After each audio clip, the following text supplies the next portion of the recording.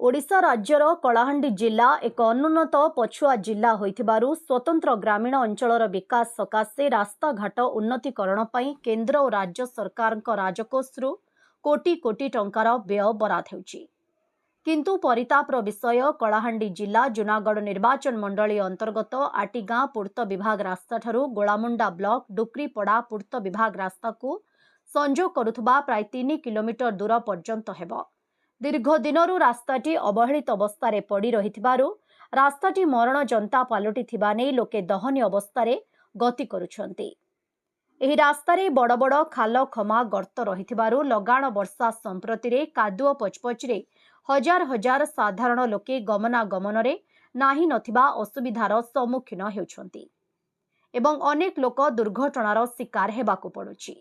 एही रास्ताटी जुनागढ़ निर्वाचन मंडलीर मुख्य रास्ता होइथिबा सत्वे कोनोसी राजनेता और मंत्री तथा प्रशासन को दृष्टिपात हेउनाही,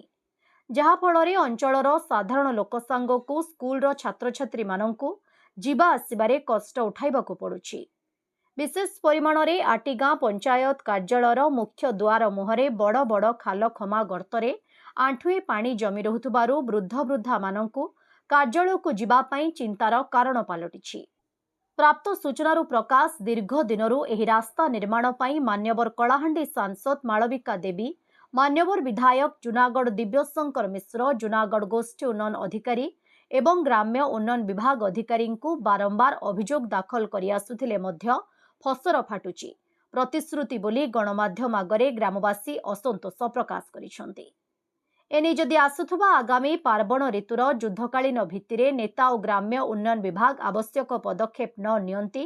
ताहले तीव्र जन असंतोष सहित रास्तारोक कराजिबो बोली आटीगां पंचायत सरपंच श्रीमती स्मिता प्रधान, वार्ड मेंबर गिरिधारी बगर्ती, गोलापी नायक, सुशांत प्रधान, सुधर पटेल, तीर्थराज नाग ग्रामवासी सांगकु पथचारी माने गणमाध्यम आगरे प्रशासन को चेतावनी दैछंती। प्रधान आटीगां वार्ड मेंबर 9 नंबर वार्ड ये सब दुर्नीति जाक होचे जते प्रशासन मन के कही देखु किए नहीं मानवा एमपी एमएलए के भी बध्या कहलु ना आम लोग कोई कोई कोई कोई आई थी गलु ना भुवनेश्वर पते भी गलु ना केबे भी रोड रास्तार दुख कष्ट नहीं जीवा सीधा पूरा ये भलिया हमर एखा दुर्नीति होचे। सब बेले तो कहू दे कंप्लेन करूछु, सब बेले देखुछु किए भी हमर कथा नहीं सुनवा बुझले सर। ये केन्ता करमु क्या करमु से मैंने से आरडी के लगे गले बोलछन आरडी बोलछन नहीं आम